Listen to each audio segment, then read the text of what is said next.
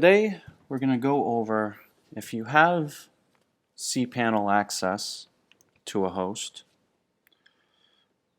but do not have WordPress access and you need to crack the WordPress user. Essentially what you first need to do is confirm the database that it is in. So you find the installation folder for that WordPress install, you go to your WP config and you can go and edit or view it. We'll go and edit it for right now.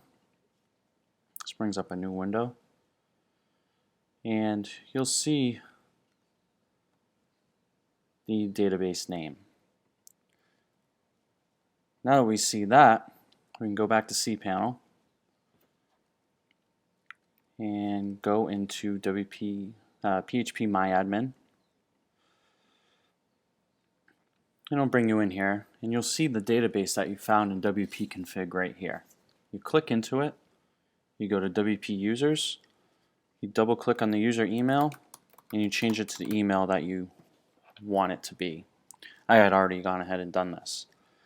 The next step is to go to the WordPress admin for this person.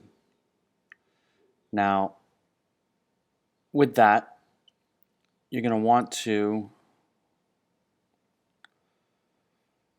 go to the admin for it, and then from there